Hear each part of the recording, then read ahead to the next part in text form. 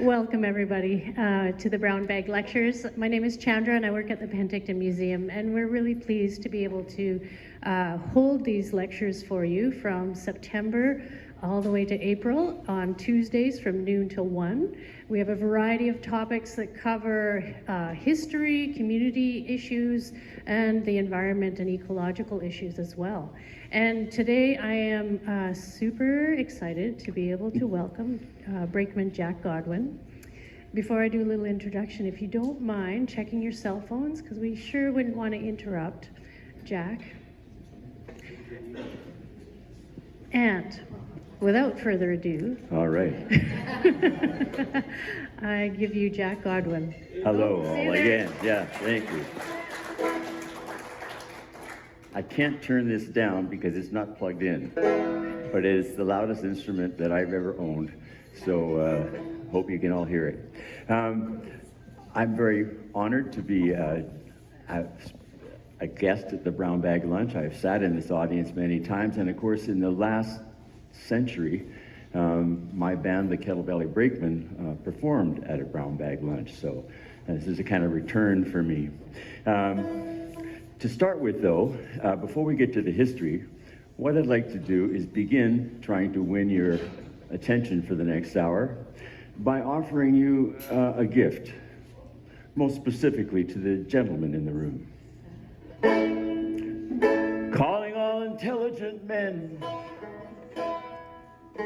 Memorize these words, gents, and I guarantee relationship, happiness forever. You were right, and it comes as no surprise, you were right. Scales fell from my eyes, coming from experience, I can clearly see you're mostly right, I'm mostly me, you were right. Okay, I've been a twit, you were right. Fully I admit that your rightness should be famous, and I'm an ignoramus, you were right. You were right. Right as right could be, you were right. Critics all agree you were right. And now everybody's heard you were right. Getting righter with each word, you were right, I admit it. Now come on, let's forget it. You were right. Right. Oh honey, let's be friends. All right, words to the wise. Thank you very much. To begin the actual political history part of this afternoon, this first song, or this next song, was part of the great radio broadcast of 2014, a production that was shown here in Penticton. And in that production, when I introduced this song, I said that I really thought that it should be the theme song of Penticton because it emphasizes a lot of the wonderful aspects of life here in Penticton, but it also addresses itself to the deep angst that's tearing at the soul of Penticton right now.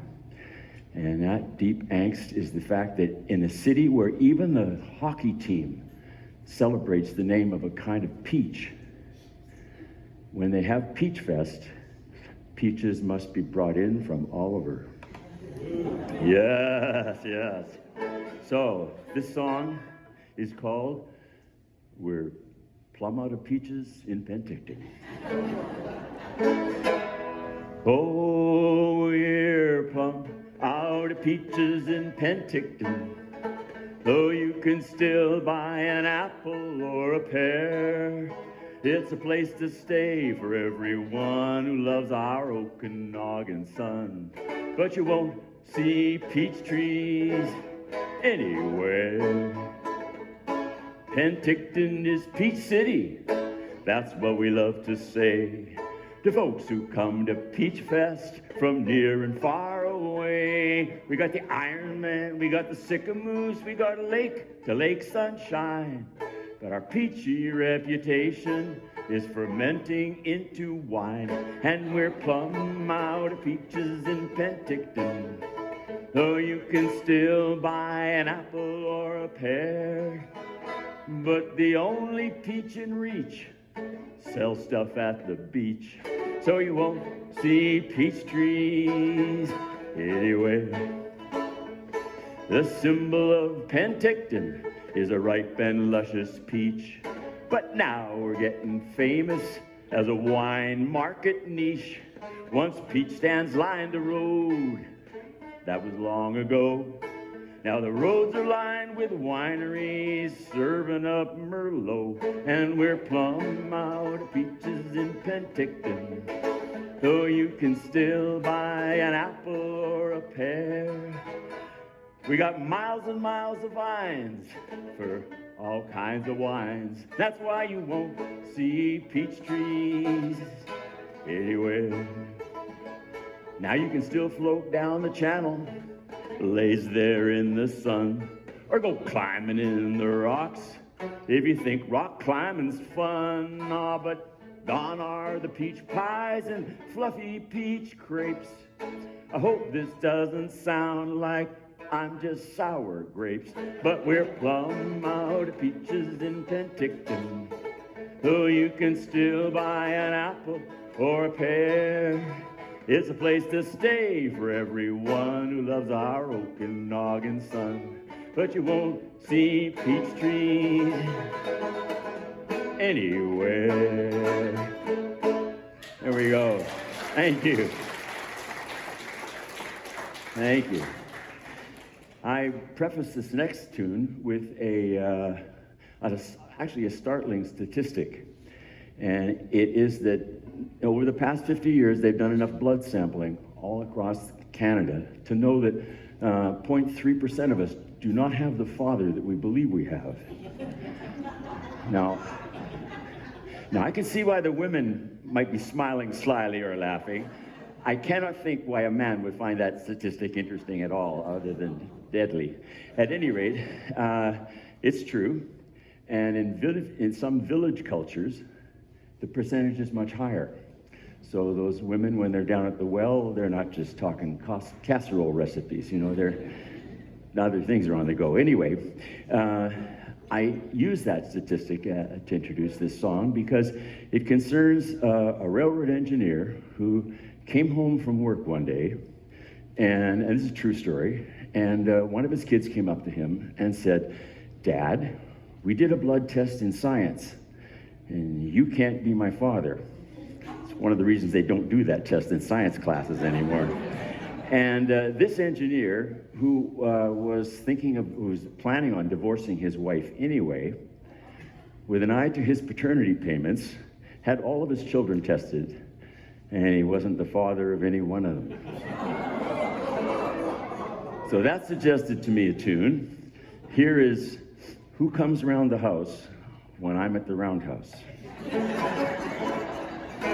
Well, who comes round the house when I'm at the roundhouse?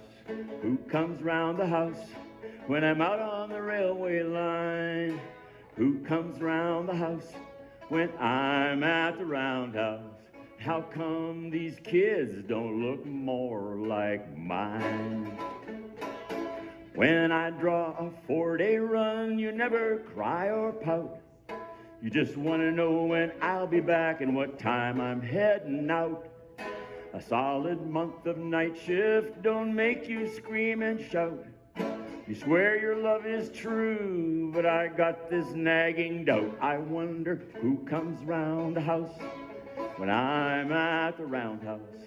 Who comes round the house when I'm chugging down the line?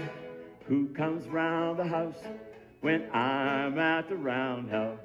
How come these kids don't look more like mine?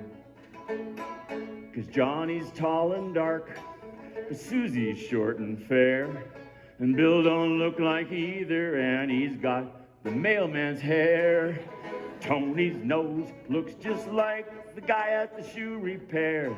You say I'm your only love and that you'll always care, but I wonder who comes round the house when I'm at the roundhouse. Who comes round the house when I'm out on the railway line? Who comes round the house when I'm at the roundhouse? How come these kids don't look more like mine? Now you get your engine greased at the SO down the way, Your mechanic always brings a gift on Mary Lou's birthday. Your doctor makes his house calls both the night and day, and thinks Frank should go to private school. Even says he'll pay. Who comes round the house when I'm at the roundhouse? Who comes round the house when I'm out on the railway line? Who comes round the house when I'm at the roundhouse? And how come these kids don't look more like mine? There we go. Thank you. Well, this next tune is also, again, for history fans, but it doesn't celebrate a particular event or a particular person, rather a particular year. I wonder how many of you have memories of, or believe you have memories of, 1959. How many people were alive and around and kicking a night? Oh, all right. This song is about that particular year, and it has a lot of references to that year. By the way, for those of you who might need a point of reference, 1959 was the year that the first Barbie doll was marketed. I mean, the year Barbie was born, for some of you. So this song is about that particular year, and if your memories are alive and alert, I would like you, by the end of this song, to sing the last line with me, okay? That's the challenge. Okay, so this song is called Back Then. It talks about 59 compared to today.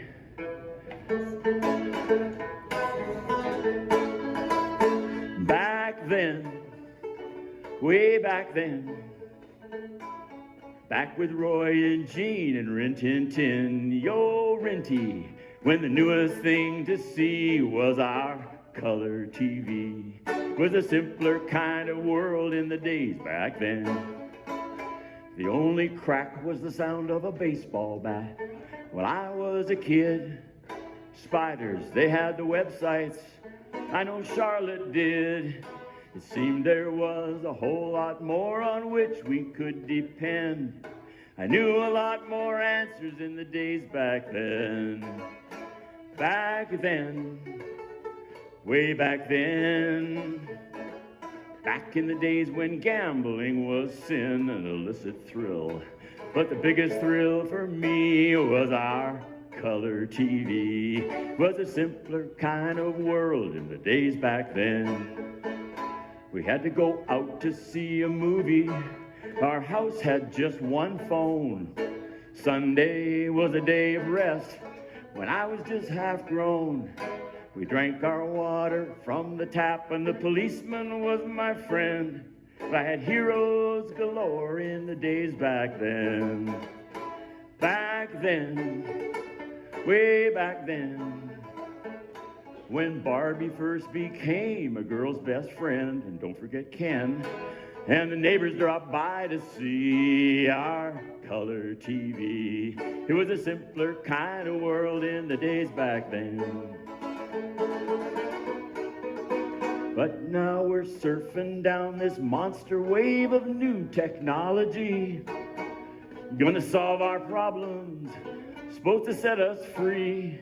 But to get ahead in the world today, your job just doesn't end. 9 to 5 and it was over in the days back then.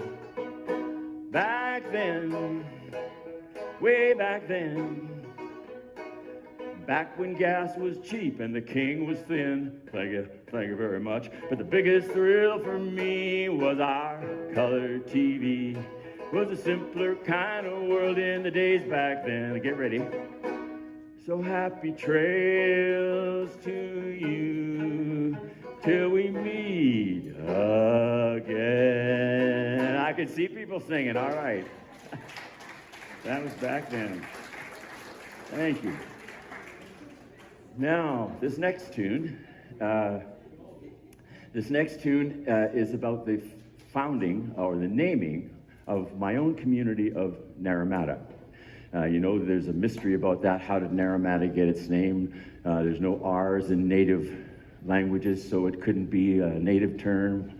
Where did it come from? Well, I suggested this is where it came from. I don't need to introduce the name J.M. Robinson to anybody here, I don't imagine, the founder of Peachland, Summerland, and Naramata. J.M. Robinson by 1906 was at the absolute height of his power. He had discovered when he first came out to the valley here that the ranchers who owned all the lakefront and the benches didn't care about it, didn't use it. Their cattle were all up in the hills. And they sold it to the lakefront to him for $1 an acre, which he then sold to people in Manitoba for $100 an acre. He did really well. Peachland was a success. Even bigger, Summerland was a success. He had the Bank of Montreal behind him. He had the CPR behind him. And he had a big, huge house in Summerland where he could look across and see this other point of land sticking out into the lake, which also had upland water and wasn't valued. And he was going to form the perfect community for himself there.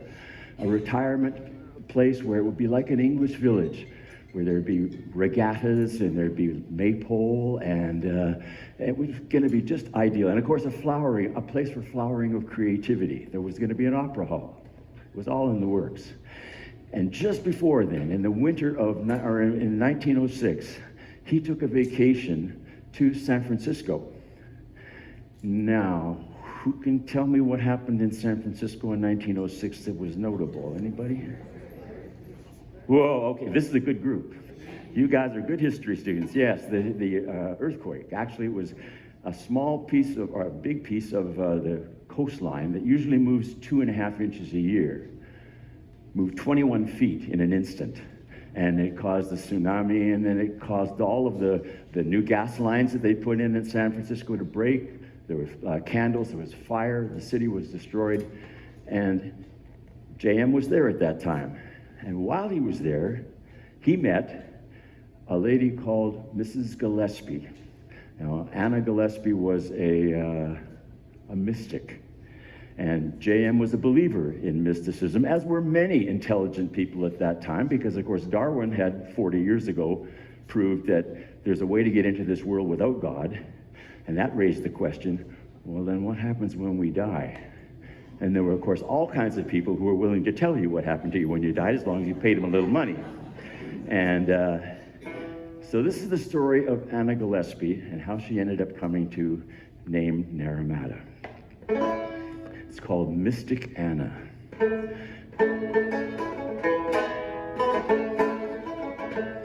What's with this Naramata name?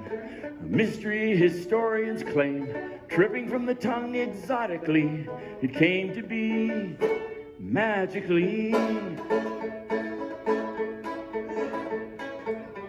First heard in a seance, records make plain, therefore Anna Gillespie is the one who must explain. Mystic Anna, she grew up in the Carney show. Mystic Anna, parted suckers from their dough with a smile. Mystic Anna, she had a veil of mystery, but Mystic Anna, she could still ooze sincerity. It's a Carney skill, you gotta have it. But that great San Francisco quake gave Anna's world a shake. No home, no work around, she was desperation bound. Ah, but she charmed a true believer with her mystic seer scam. A British Columbian big shot saved her from that jam. Mystic Anna played her cards just right. Mystic Anna hooked the richest mark in sight. She could pick 'em. Mystic Anna hit the wavelength he was on. Mystic Anna, she charmed J.M. Robinson. Told him he was going to become a senator. Gratefully she went along to his Okanagan home. No bright lights, no midway, just orchards to roam. Ah, but Anna thrilled the village with her mystic seance shows. Believers make easy pickings, as every carny knows. So with that warning, here comes a seance. J.M. asked for a name from the spirit world to make his town unique. Anna conjured up her specialty, the Indian chief, Mystique. Now his town had neither road nor rail, so how could it ever matter? So in her spookiest Indian voice she said, call it Naramata. That's perfect. J.M. cried and the seance spell was broken. This is Naramata. The spirit world has spoken. Well, J.M. had a heart of gold. Anna had feet of clay. But it was all entertainment. There's not much more to say. Mystic Anna made history that night. Mystic Anna, just J.M. didn't hear it right. Mystic Anna, working her seance game. Mystic Anna gets the fame for Naramata's name. The truth. All right, thank you. Okay, now this next song is written from the perspective of someone who has experienced life, as many of us have, and reached old age, and along the way has come up with things that they think are valuable to know at every aspect of your life. And I ask you to just check these things out and see whether they make sense to you. And also, before I start this tune, I'm speaking now to the singers in the room. You all know who you are. There's a spot in the A part of this song, this is an A and B part, but at the end of the A section, there's a line that goes, well, I learned. And if you want to sing, that's where you come in, okay? So you harmony singers get your note, but have fun with it. All right, so this is called Things Valuable to Know.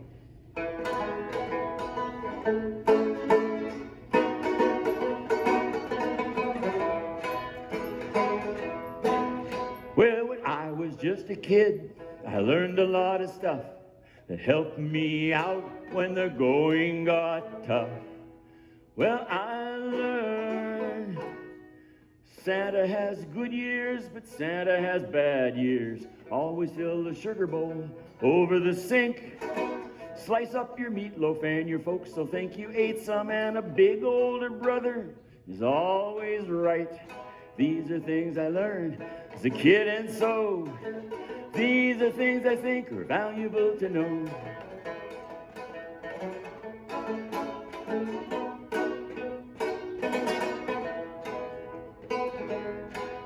I was a mixed up teen, but I learned a lot of stuff that helped me out when the going got tough. Yeah, I learned pimples on your nose appear just before the prom. Even best friends can hurt you from time to time, but the right to be angry is not the right to be mean, and there's always room for dessert. These are things I learned as a teen, and so these are things I think are valuable to know.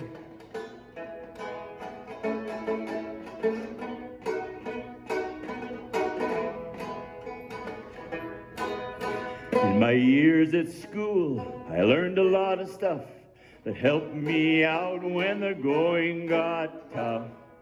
Well, I learned more in the halls than I did in the classroom. And skipping school is fun till exam time comes. Pretend you're taking notes. The teacher will ignore you, pay your own way through college. You won't flunk out. These are things I learned at school, and so these are things I think are valuable to know.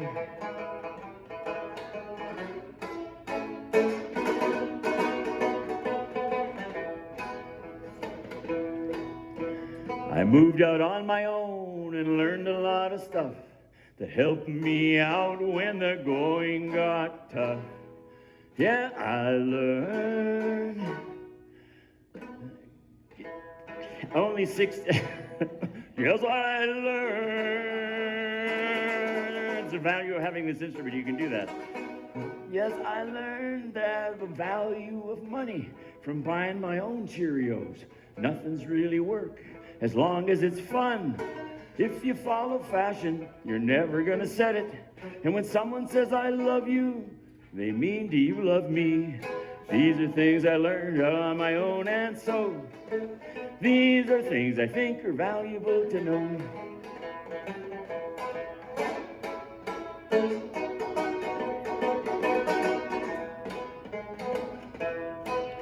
I was a hard-working parent. I learned a lot of stuff that helped me out when the going got tough. Yeah, I learned. Keep your words soft and tender, 'cause you might have to eat 'em. Always treasure any gift comes from your child. Put 10 socks in the laundry, 9 will come out. And kids, follow our examples, not our advice.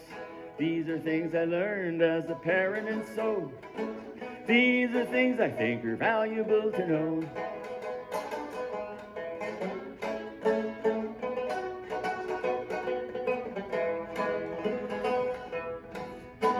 The years began to show, but I still learned a lot of stuff that helped me out when the going got tough.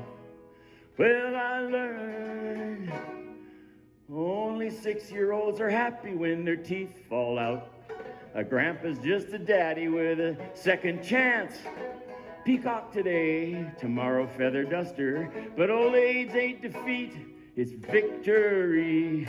These are things I learned as I aged, and so these are things I think are valuable to know.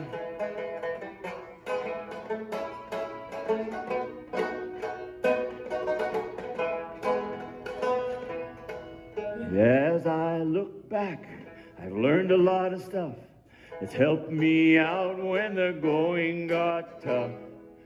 Well, I learned that it's love, not time, heals all wounds. Never go up a ladder with just one nail. Leaving clothes in the closet causes them to shrink, it's true. And if you die broke, your timing's just right. These are things I learned in my life, and so these are things I think are valuable to know. There you go. Thank you. Okay, well, this next tune deals with the life of one of the most best-loved citizens of Penticton in the previous century. I'm speaking of a man named Pearlie McPherson. Now, Pearlie started out as a maritimer, and as a young boy, he went working in the pits in back east, and he injured his back so badly that he couldn't work in the mines anymore. And he came out of the mines, he was looking for work, but then World War I came along, but again, his back injury stopped him from going off and being slaughtered in the trenches. And he came west, and by 1915, he was in the Okanagan Valley looking for work at a time that the Kettle Valley Railway was just opening up and looking for people to be railway personnel. And Pearlie signed on, and he quickly rose through the ranks to become a conductor, one of the best conductors, one of the best loved and most efficient conductors on the Kettle Valley line. And in those days, of course, the conductor was a very important person in the community, because you could put your kid on the train, and he would look after the kid going into an appointment or something in Penticton. And everybody really liked him. His crew really just worshipped the guy because he was fair to everybody and a decent person all around. And when Pearlie retired from the railway, he went on to become an alderman in Penticton here. He was so well respected. But when he retired from the railway, he did an interview with the local press, and they asked him, what were your biggest memories for working on the Kettle Valley line? And Pearlie said, well, the scariest moment that he ever had working on the line was when he was going through the Myra Canyon, the trestles and the tunnels up there, and he was in the engine cab with the engineer, and they were discussing some business, and As they were steaming along, right in front of a tunnel, they saw on the track in front of them a big, big cougar. And the engineer said, "Watch this." Pulled on the whistle. And the cougar startled and started climbing up the bank, except that it slipped and fell back into the coal carrier right behind them as they went into the tunnel. You can imagine the idea of a enraged cougar coming out of the darkness at you. He said, well, that was the scariest memory he ever had. But the best memory he ever had from working on the Kettle Valley line is the subject of this particular song. And it happened to Pearlie on his birthday. So this is called Conductor McPherson's Birthday. Well, Pearlie McPherson was a great storyteller, and he swore this one was true. He was a working conductor on his 53rd birthday back in 1942.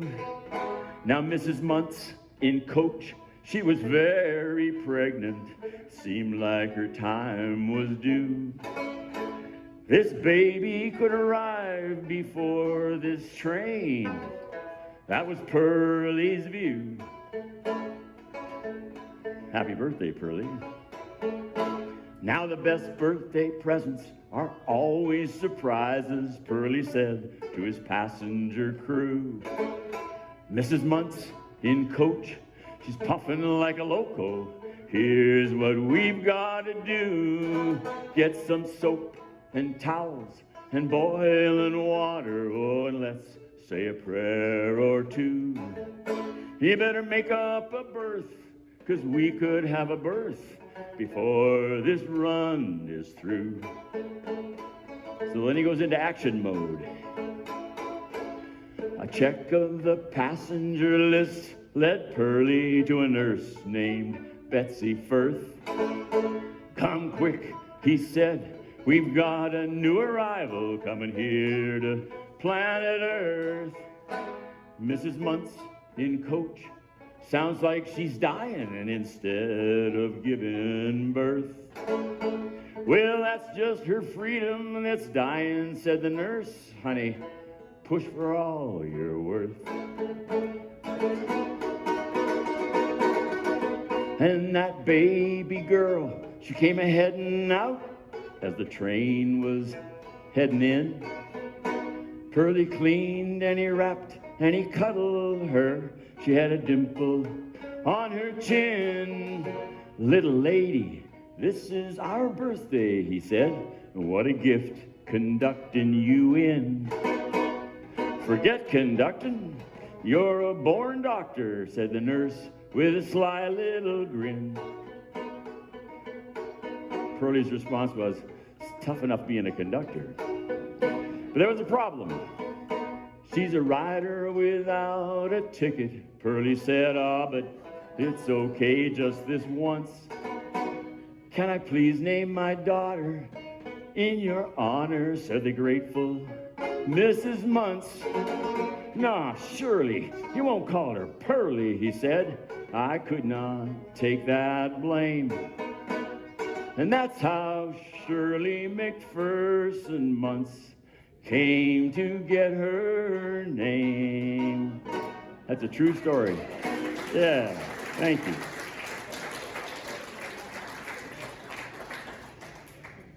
Well, this next song has a truly interesting background to it, a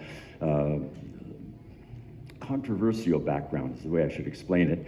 The original song was published in 1967. It was called Canada, 1967. As you recall, that was our centennial year, and Canadians were invited to comment on their nation's history. And a songwriter in Montreal, who was also a policeman, wrote a version of Canadian history that doesn't really fit with the textbooks, you know. And he recorded that song with a couple of other buddies who were also cops, and they called themselves the Brothers-in-Law. And the song got out, and it created immediate anxiety and distress. The songwriter was sued, they lost the case, and the song was banned from Canadian Airwaves And of course, in 1967, that meant if it wasn't on radio and if it wasn't on TV, people didn't know about it.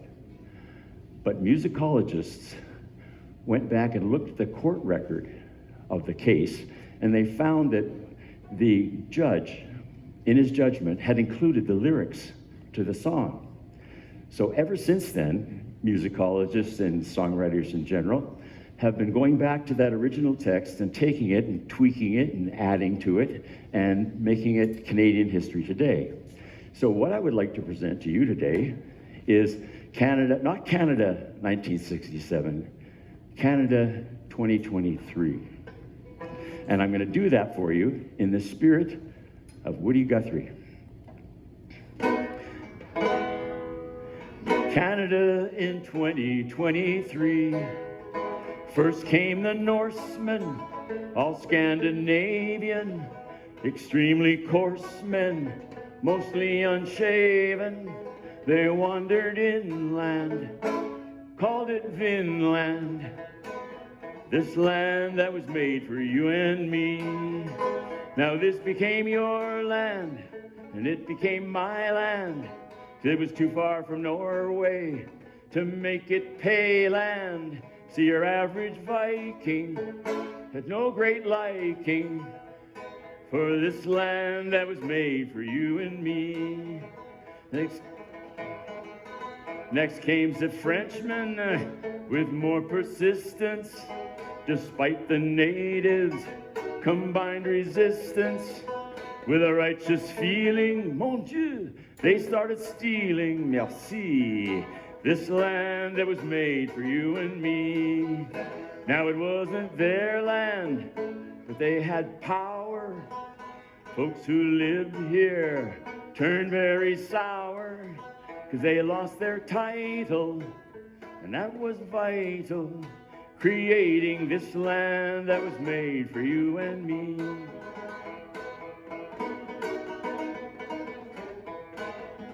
Next came the English and assorted henchmen. Hoot one started fighting with all those Frenchmen. Through the spot of bother, they said to each other, I say, this land was made for you and me. Then English bankers financed a railway. English Canadians had things their way.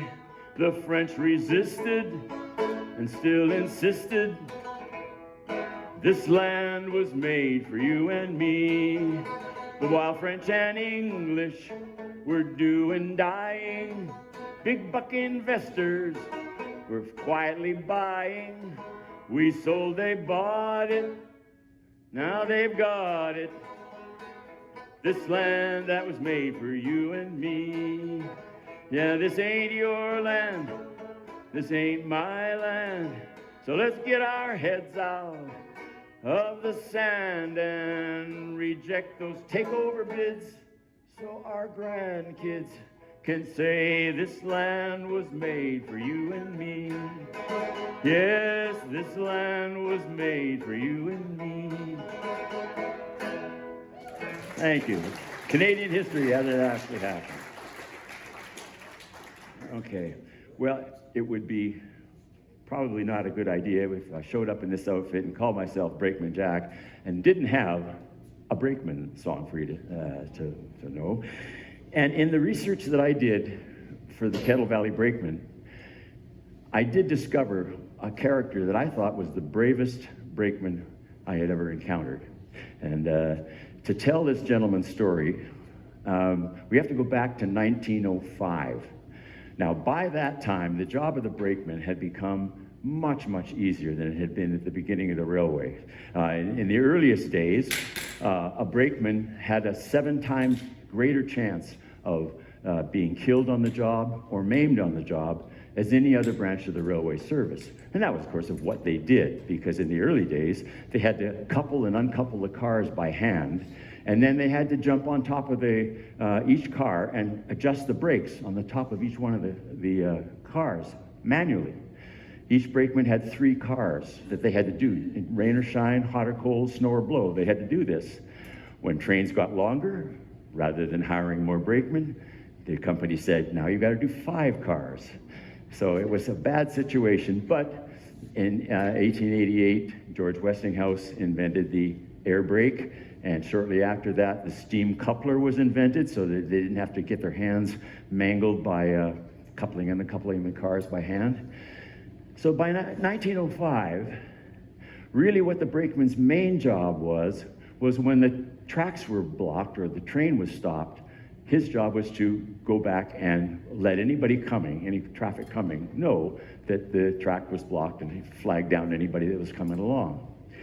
Now, that doesn't sound like it could be too dangerous, but where we're going is to a siding where a brakeman named Sid Choquette was on his coal train, and they were pulled over in a siding because a passenger train was coming through. It was running late because of slides in Alberta.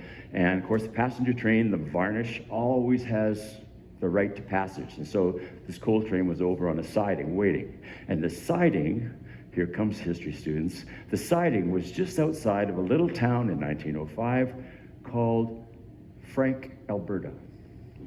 What happened in Frank, Alberta? The slide. Okay. So this was in the middle of the night, and what happened was that a mountain that was called Turtle Mountain by white folks, the natives called it the mountain that walks. Maybe they knew something, but in the middle of the night, as they're on the siding over here, 90 million tons of Turtle Mountain came hurtling down into the valley. And now it missed the town of Frank, killed 86 people, and destroyed a whole lot of buildings, not because they were crushed, but because the wind in front of that 90 million tons of rock blew the buildings apart. But of course, the problem was, remember again, it's the middle of the night, there's rocks still falling. They can see, even though it's black, they can see the rocks sparking off other rocks as they come down. Our brakeman, Sid Choquette, is on this side of the slide, and a quarter mile of this stuff is going on, and he has to get over on the other side because that passenger train is coming. Can any of you remember an old country song called Take This Job and Shove It? Sid must have felt that night because that was his job. Anyway, here is the story of brakeman Sid Choquette, the bravest brakeman I could find. The bravest brakeman deserves his story told. His train was waiting on a siding when a mountain thundered down across the tracks. Here's that story. We were sitting in the hole outside of Frank. The night was still, cold and dank. There was a passenger train speeding up to pass us by. When suddenly we heard a rumbling sound, and Turtle Mountain come a thundering down. A storm of boulders rained from the sky. In that moment of death and devastation, our conductor came to the realization that another disaster was looming just around the bend. He said, that passenger train, she's running late. A slide across the tracks will seal her fate. If she isn't warned, she's heading for a horrible end. Look out, train.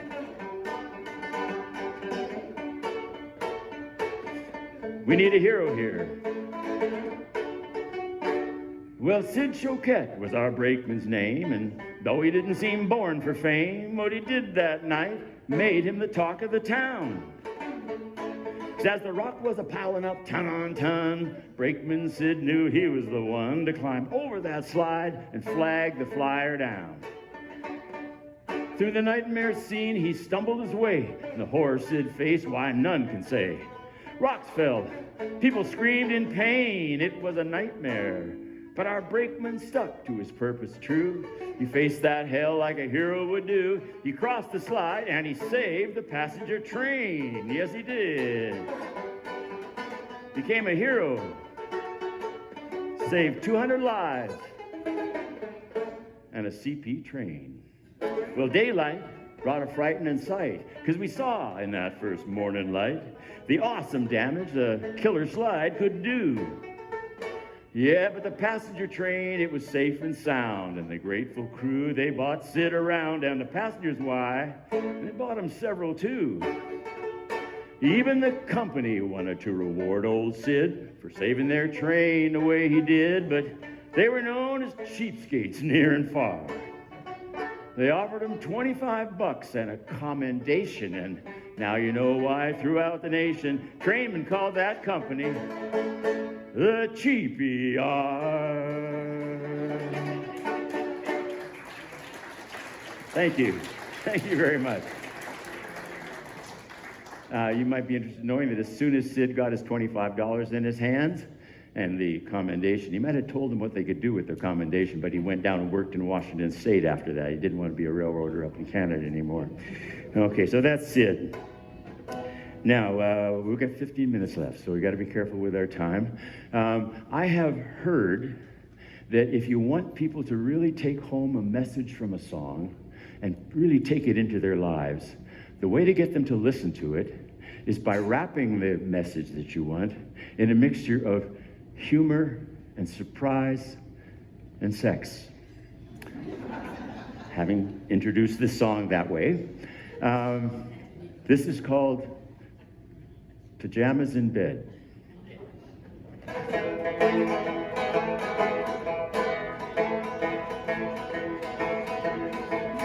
Well, I never did rebel when I was younger. Mostly did what my parents said. Mostly I hated them commies, trusted the cops, and always wore pajamas in bed. I didn't raise much dust as a student. School was one long social trip, but I found that wisdom doesn't come with authority, and that pajamas are most unhip. I learned to ask your questions clearly. I learned to listen to what gets said. I learned you don't have to go along to grow up smart, and you don't need pajamas in bed. Some folks will con you, and some will try to scare you.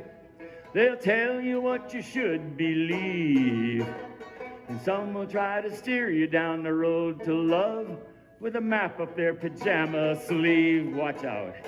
Ask your questions clearly and listen to what gets said. No, you don't have to go along to grow up smart, and you don't need pajamas in bed. But truth is hard to discover. We follow wherever we're led. Lies and fear get in the way of love, just like pajamas in bed. Yes, lies and fear get in the way of love, just like pajamas in bed. There you go. Thank you. Okay, we are getting very close to the sing-along section of the show. In fact, we're just about there now. So what I'd like to do is, this next song is one that I would like those people who agree with it to sing along in the chorus. And I really firmly believe that regardless of how our differences are politically, that there probably isn't a person in this room who doesn't agree with the message in this song. So if you do, please sing along on the chorus, okay? The song is an old 50s song called Enjoy Yourselves. It's later than you think, okay.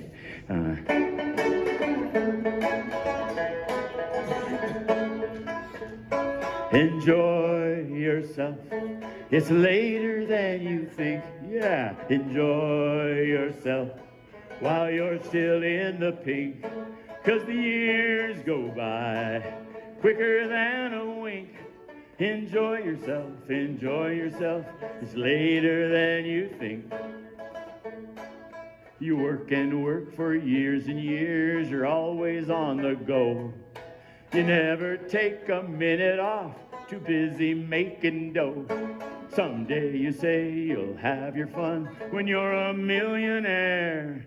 Imagine all the fun you'll have in that limousine wheelchair. So enjoy yourself. It's later than you think. Enjoy yourself. while you're still in the pink. 'Cause the years go by quicker than a wink. Enjoy yourself, enjoy yourself. It's later than you think. Good.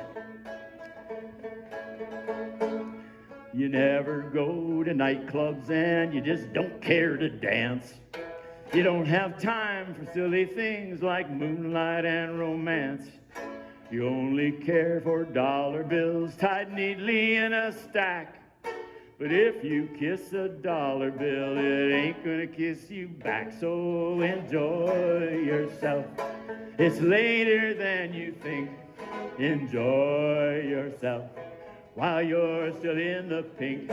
'Cause the years go by quicker than a wink. Enjoy yourself, enjoy yourself. It's later than you think. You're gonna take that ocean trip no matter come what may. Even got your reservations, oh, but you just can't get away. Next year for sure, you'll see the world, you'll really get around. But how far can you travel when you're 6 feet underground? So enjoy yourself.